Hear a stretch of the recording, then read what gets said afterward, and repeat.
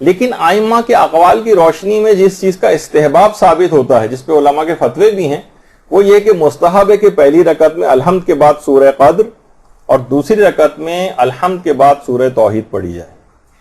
اس کا ثواب سب سے زیادہ ہے۔ باقاعدہ وسائل الشیعہ کی چوتھی جلد میں امام زمانہ علیہ الصلوۃ والسلام سے سوال پوچھا گیا، صلی اللہ علیہ محمد۔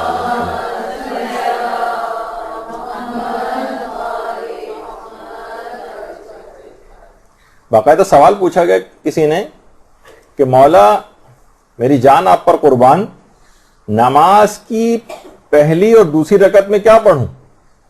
تو امام نے فرمایا کہ نماز کی پہلی رکعت میں الحمد کے بعد سورہ قدر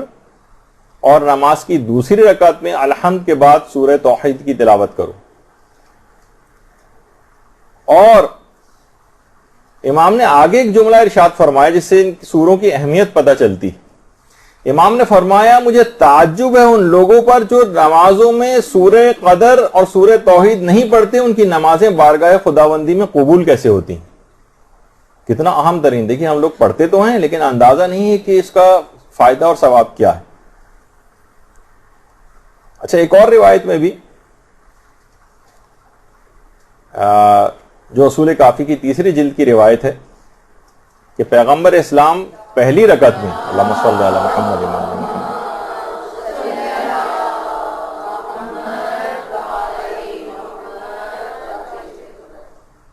معراج کے سفر کی جو روایت ہے کہ پیغمبر اسلام کو باقاعدہ سفر معراج میں جو پیغمبر نے نمازیں پڑھی تھیں اس میں سورہ قدر اور سورہ توحید کی قرات کرنے کا حکم دیا گیا تھا کہ پیغمبر اسلام جب پہلی رکعت میں وہاں پر نماز سفر معراج میں نماز کے لیے کھڑے ہوئے تو پروردگار کی طرف سے باقاعدہ حکم آیا کہ اے رسول سورہ الحمد کے بعد پہلی رکعت میں سورہ توحید پڑھو۔ اچھا دیکھیں ذرا الٹا حکم، ہمیں جو استحباب کا حکم ہے اس کی وجہ اور بیان ہوئی، لیکن پیغمبر کو پہلی رکعت میں حکم یہ ہوا کہ اے رسول آپ پہلی رکعت میں سورہ توحید پڑھیں۔ پیغمبر اسلام نے الحمد کے بعد سورہ توحید پڑھی، اور جب پیغمبر دوسری رکعت کے لیے کھڑے ہوئے تو پھر پیغمبر کے اوپر وحی آئی کہ اے محمد صلی اللہ علیہ وآلہ وسلم صلی اللہ محمد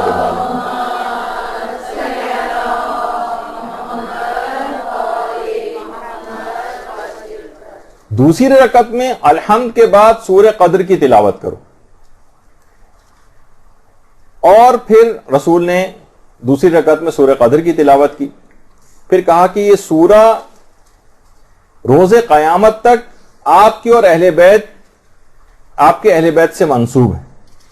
اور یہ آپ کی اور آپ کے اہل بیت کا پہچان نامہ ہے جس میں آپ کا شجرہ موجود ہے۔ اصول کافی کی باقاعدہ نے جو سورہ قدر ہے اتنا اہم ترین سورہ ہے۔ اچھا، ہمیں اس کے البتہ استحباب کا حکم تقریباً اس کے برخلاف ملا ہے۔ علماء فرماتے ہیں کہ اس کی وجہ یہ ہے، ہمیں جو ہے حکم یہ کہ پہلی رکعت میں سورہ الحمد کے بعد سورہ قدر پڑھیں اور دوسری رکعت میں الحمد کے بعد سورہ توحید پڑھیں۔ فرماتے ہیں کہ پیغمبر اسلام کی ذات اقدس اس قدر قریب ہو گئی تھی سفر معراج میں پروردگار عالم سے،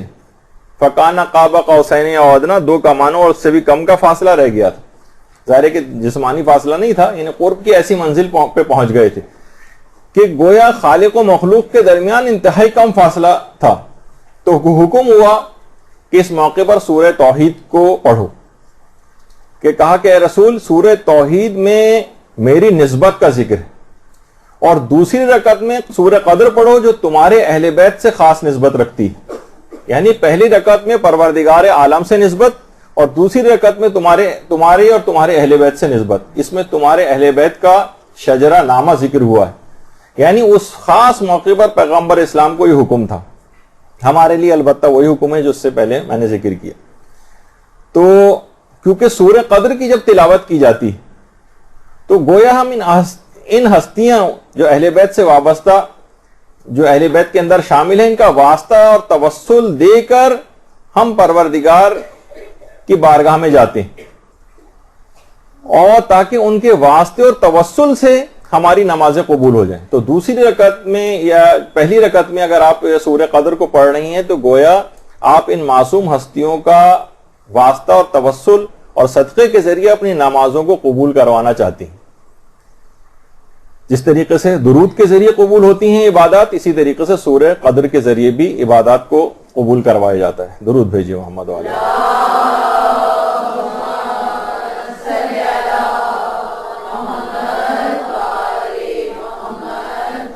جیسے کہ ابھی آپ نے سنا کہ سورہ قدر کی تلاوت کا بہت ثواب ہے، سورہ توحید کی تلاوت کا بہت ثواب ہے. اتنا زیادہ ثواب ہے تاکہ آپ جب کبھی سورہ قدر پڑھیں تو واقعی آپ کو پتہ چلے کہ کتنے عظیم سورہ آپ تلاوت کرنے جا رہے ہیں. ثواب الاعمال میں شیخ صدوق نے باقاعدہ یہ روایت نقل کی ہے کہ جو شخص بھی اپنی واجب نماز میں سورہ قدر پڑھتا ہے اسی وقت ایک منادی ندا دیتا ہے. وہ ندا تو آپ کو سنائی نہیں دیتی، لیکن روایات میں ائمہ معصومین نے وہ آپ کو ندا بتا دی. اسی وقت پروردگار کی طرف سے ایک منادی ندا دیتا ہے کہ تیرے تمام پچھلے گناہ معاف کر دیے گئے ہیں، اب نئے سرے سے اعمال شروع کر. اللہم صلی علی محمد و علی محمد.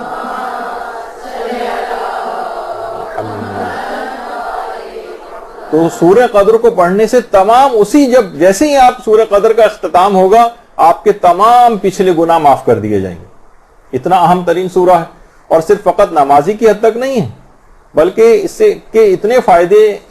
اس کے علاوہ بھی ہیں. کہا جاتا ہے کہ مقروض کے لیے پانچویں امام نے خاص طور پر 2 عمل بتائے ہیں جسے آیت اللہ بروجردی نے اپنی کتاب جامع احادیث شیعہ میں نقل کیا. اگر کوئی بھی شخص مقروض ہے تو وہ 2 اعمال پانچویں امام فرماتے ہیں کہ اگر اعمال انجام دے لے تو اس کا قرض اتر جائے گا. اس میں ایک ہے کثرت کے ساتھ استغفار پڑھنا اور سورہ قدر کی تلاوت کرنا. نمازوں میں بھی سورہ قدر کی تلاوت کریں اور اس سے ہٹ کر بھی سورہ قدر کی تلاوت کریں. کتنا بھی قرض کیوں نہ ہو ان 2 چیزوں سے ادا ہو جاتا ہے. بہت اہم بات ہے یہ، عام طور پر لوگوں کو بتانے والی ہے کہ جو مقروض ہیں اس طرح سے اپنے ان سوروں کی برکت سے اپنے قرضوں کو اتار سکتے ہیں.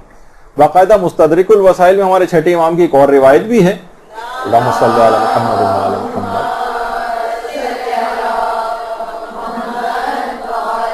اور وہ ہر شخص ہر وقت کر سکتا ہے.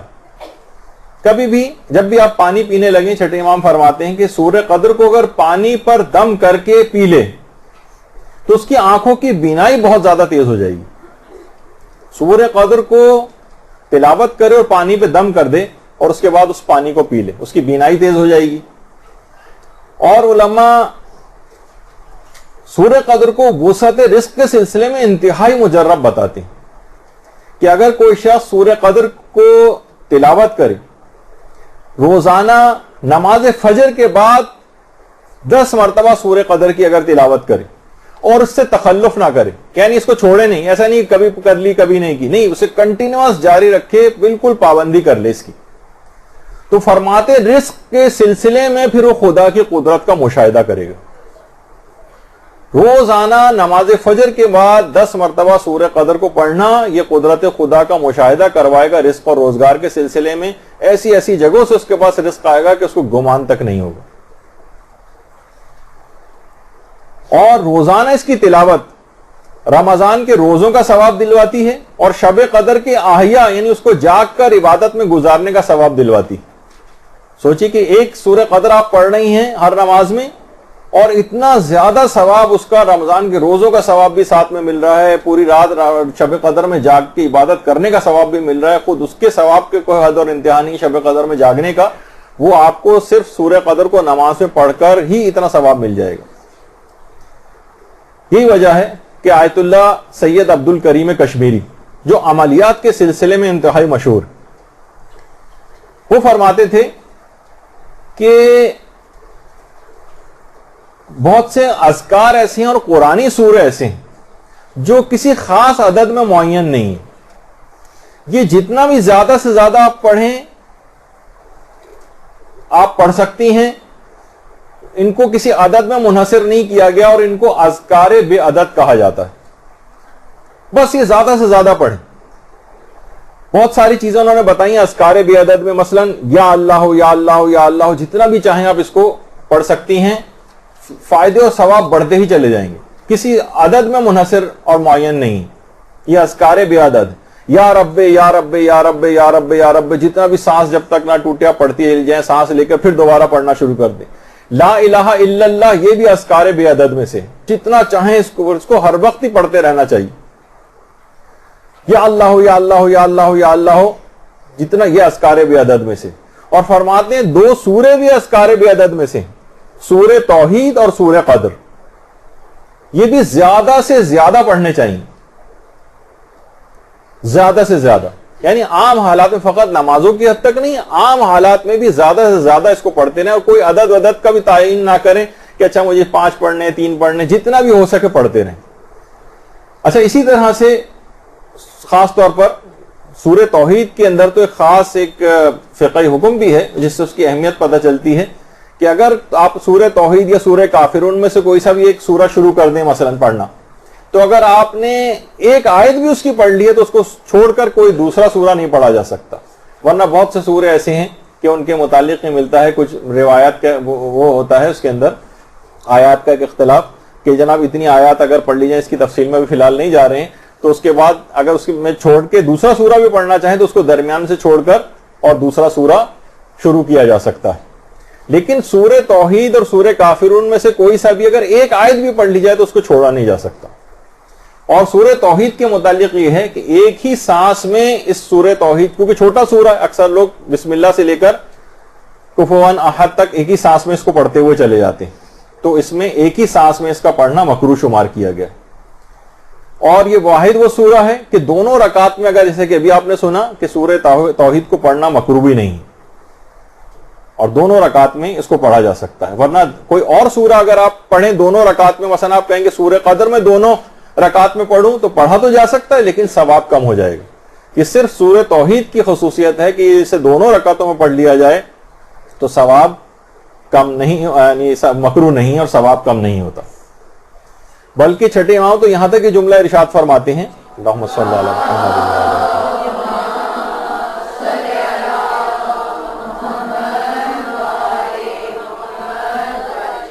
کہ شب و روز کی اگر انسان نمازیں پڑھے اور پنجگانہ نمازوں میں کسی ایک میں بھی سورہ توحید نہ پڑھے تو اس وقت ایک منادی ندا دیتا ہے اور کہتا ہے کہ بندہ خدا تو نماز گزاروں میں سے نہیں ہے.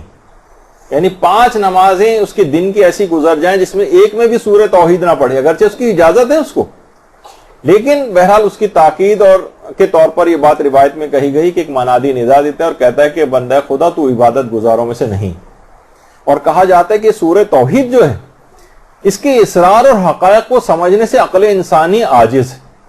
اور فقط صاحبان معرفت ہی اس کے حقائق کو درک کر سکتے ہیں، جو اتنا چھوٹا سا سورہ ہے نا سورہ توحید. اور یہ ایک ایسی امانت ہے کہ سوائے انسان کے کوئی مخلوق اس کو حمل کرنے کی طاقت نہیں رکھتی سورہ توحید کو. اور ہمارے امام زین العابدین علیہ الصلوۃ والسلام فرماتے ہیں، اللہم صلی علی محمد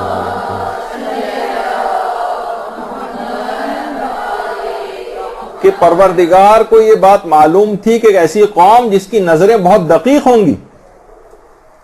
وہ ایک قوم آنے والی، ان کی وجہ سے سورہ توحید کو اور سورہ حدید کی چند آیات کو وَعَلِمٌ بِذَاتِ الصُّدُورِ تک نازل کیا. یعنی آخری زمانہ جو کہ انتہائی علوم کے اندر کافی زیادہ مہارت رکھ لے گا، بہت دقیق اس کی نگاہیں ہوں گی، ان کے لیے خاص طور پر سورہ توحید کے اندر ایسے حقائق اور اسرار موجود ہیں، جتنا دقت نظری کرتے جائیں گے اسرار کھلتے چلے جائیں گے. ان کے لیے سورہ توحید کو اور سورہ حدید کی آخری آیت کو وَعَلِمٌ بِذَاتِ الصُّدُورِ تک پروردگار نے نازل کیا.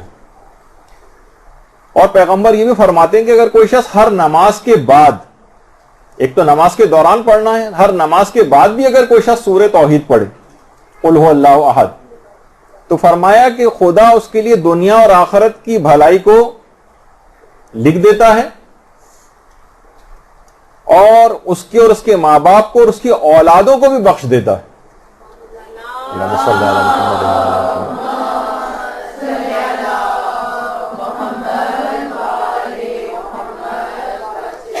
اچھا، اب ایک باتیں اور تھیں کہ ہم نے پچھلی کلاسز کے اندر سورہ الحمد ختم کی تھی، اس کے بعد سورہ توحید کی کچھ باتیں بیان ہو رہی تھیں لیکن وقت کی کمی کی وجہ سے رہ گئیں، تو تھوڑا سا دیر رک کے صرف 2-3 منٹ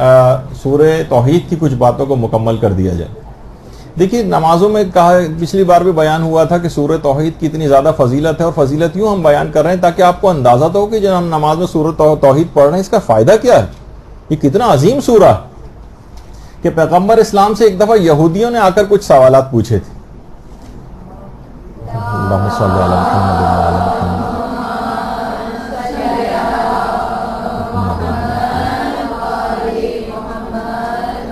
تو دیکھیے پیغمبر اسلام ایک لفظ بھی خود سے نہیں کہتے تھے. پیغمبر نے 3 دن تک انتظار کیا، اور اس دوران اس 3 دن کے انتظار کے بعد پھر پروردگار عالم نے سورہ توحید کو نازل کیا. اور اس سے بھی دیکھیے ایک پیغام یہ نکلا کہ شرعی اور دینی باتیں جو ہیں جان بوجھ کر یا من گھڑت طور پر بیان نہیں کر دینی چاہیے جب تک کہ مکمل اس سلسلے میں جو ہے وہ تحقیق نہ ہو جائے. تو پیغمبر نے ان یہودیوں کے سوال کے جواب دینے میں بھی 3 دن تک انتظار کیا، یہاں تک کہ سورہ توحید کو پروردگار نے نازل کیا. اور وہ جو چھٹے امام کی روایت بھی ہے کہ جب پیغمبر کے ایک صحابی سعد ابن معاذ، ان کا جنازہ پیغمبر نے پڑھا تھا تو جبریل 70,000 فرشتوں کے ساتھ ان کی جنازے میں شرکت کے لیے آئے تھے. تو پیغمبر نے جبریل سے پوچھا تھا، یہ جبریل یہ بتاؤ کہ کیا وجہ ہے کہ تم نے اتنی زیادہ بڑی تعداد میں فرشتوں کے ساتھ اس کی نماز جنازہ میں شرکت کی؟ کہا کہ یا رسول اللہ، معاذ ہر حال میں چلتے پھرتے اٹھتے بیٹھتے سواری یا پیدل سورہ توحید کی تلاوت کیا کرتے تھے. درود بھیجیے محمد صلی اللہ علیہ وسلم.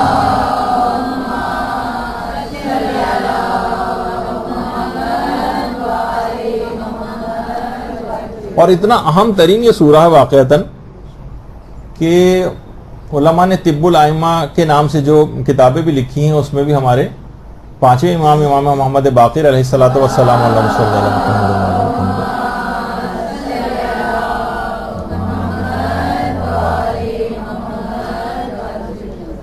وہ فرماتے ہیں کہ جیسے دانت کا درد اگر کسی کو ہو، یعنی ایک تو دیکھیے نماز کے اندر بھی جو آپ پڑھ رہی ہیں اور عام زندگی میں بھی سورہ توحید،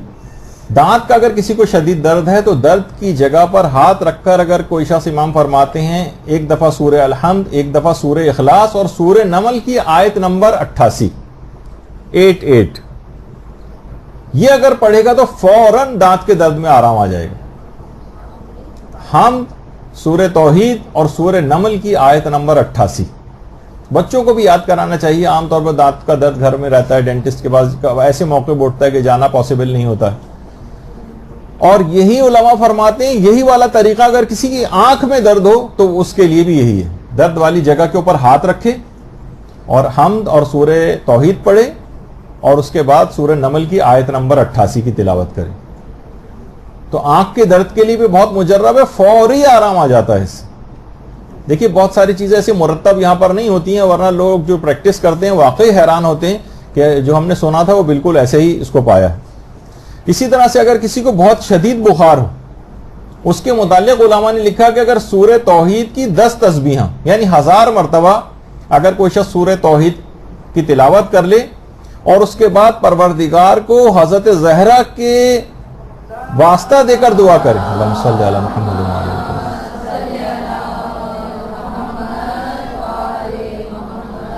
یعنی شدید اور تیز اگر بخار ہو اور 1000 مرتبہ سورہ اخلاص پڑھ کر، اور بہت سارے مل کر بھی لوگ اس کام کو انجام دے سکتے ہیں، اس کے لواحقین میں سے ایک تسبیح میں پڑھوں گا، ایک تسبیح اس طرح 10 افراد، اور اس کے بعد پروردگار کو حضرت زہرا کے حق کی قسم دے کر، اس کے اندر علماء نے لکھا ہے، یا ان کا واسطہ دے کر اگر دعا کرے تو لازمی اسی وقت بخار اتر جائے گا. اور اسی طرح سے سورہ اخلاص کے لیے کہ سفر پہ اگر کوئی شخص جا رہا ہے تو 11 مرتبہ اگر اس کو پڑھ کر نکلے تو مکمل امنیت کے ساتھ سفر گزرے گا. آیت اللہ عبد الکریم کشمیری جو عملیات کے آیت اللہ گزرے ہیں وہ فرماتے ہیں، یعنی عرفا میں سے تھے، کہ اس کا ہمیشہ پڑھنا سورہ اخلاص کا یہ آپ کی یقین میں بہت اضافہ کر دیتا ہے، اور جیسے جیسے یقین بڑھتا جائے گا ویسے ویسے گناہوں سے دوری بڑھتی جائے گی، ویسے ویسے سیر و سلوک کے منازل طے ہوں گی. اور ہمارے 5ویں امام یہ بات بیان فرماتے ہیں، اللہم صلی علی محمد وعلی محمد،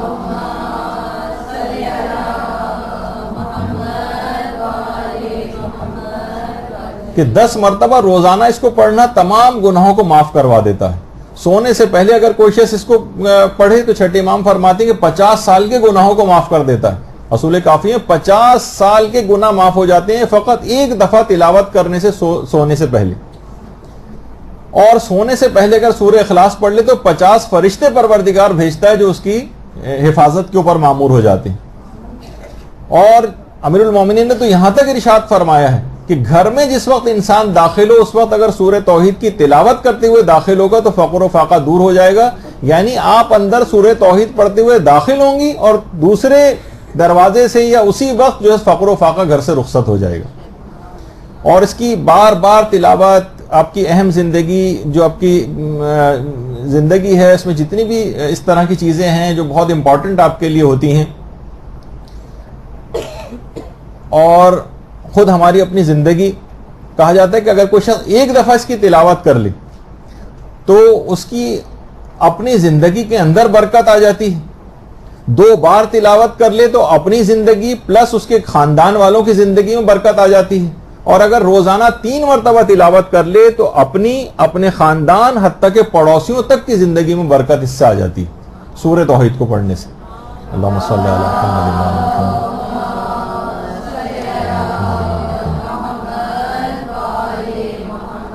اور اگر صبح سورج نکلنے سے پہلے 11 مرتبہ سورہ اخلاص پڑھ لی جائے تو اس روز شیطان خواہ کتنا ہی زور کیوں نہ لگائے اس سے کوئی گناہ نہیں کروا سکتا.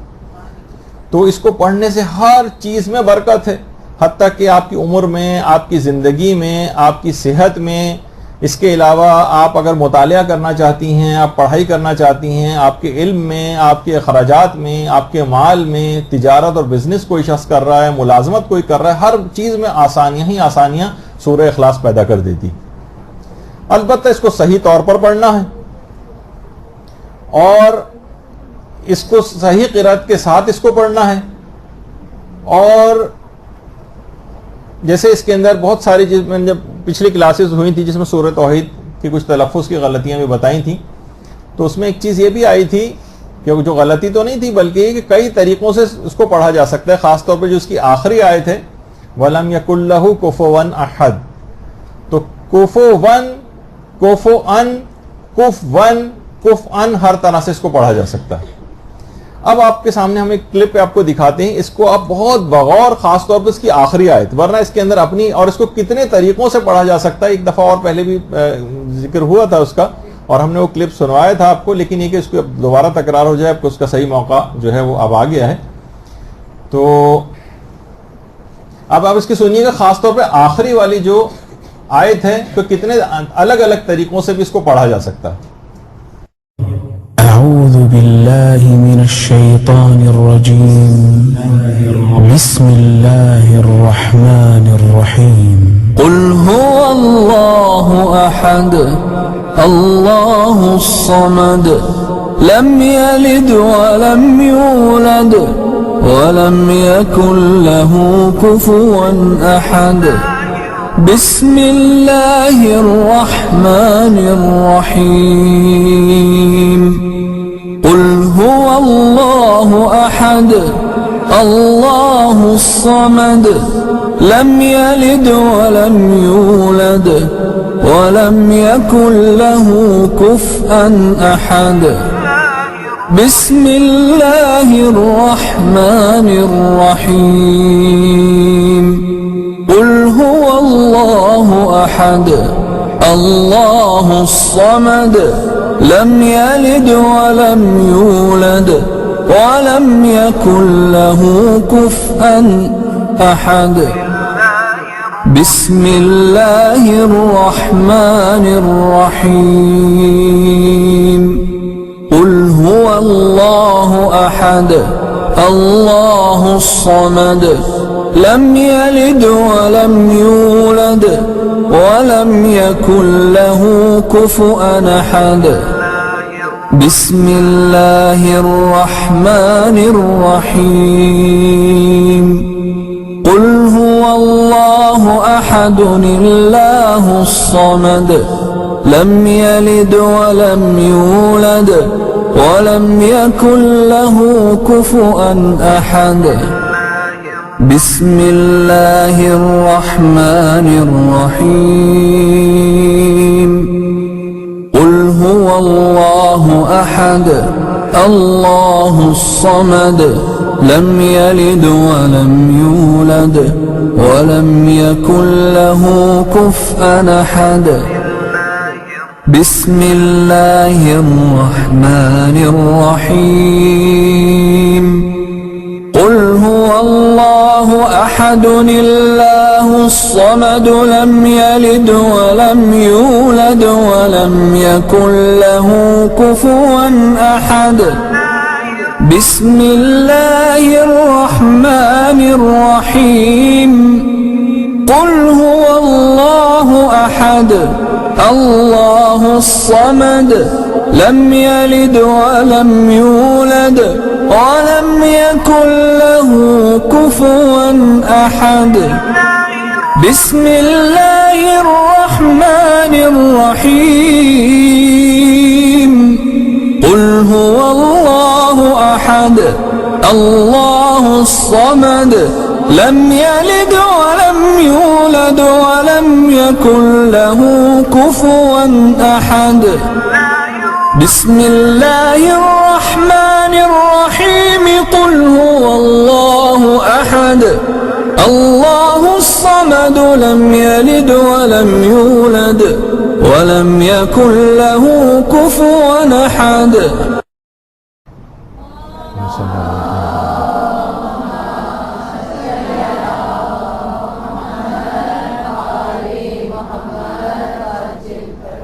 تو آپ نے دیکھا کہ ابھی تو آپ نے بہت کیونکہ تیز رفتاری سے گیا یہ معاملہ، لیکن اگر آپ اس کو سنیں تو کئی طریقوں سے اس کو پڑھ سکتے ہیں، اور علماء بھی اس کو اسی انداز سے پڑھتے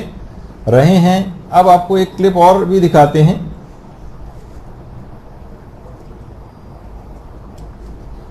کہ مراجع بھی کوفو ون کو کف ان بھی پڑھتے ہیں۔ تو اپنی ایسا نہیں کہ صرف ایک تھیوریٹیکل ایک مسئلہ بتایا گیا ہے، لیکن عام زندگی میں بھی ایسا ہوتا ہے۔ بسم اللہ الرحمن الرحیم قل هو اللہ احد اللہ الصمد لم یلد ولم یولد ولم یکن له کفوا احد بسم اللہ الرحمن الرحیم قل هو اللہ احد اللہ الصمد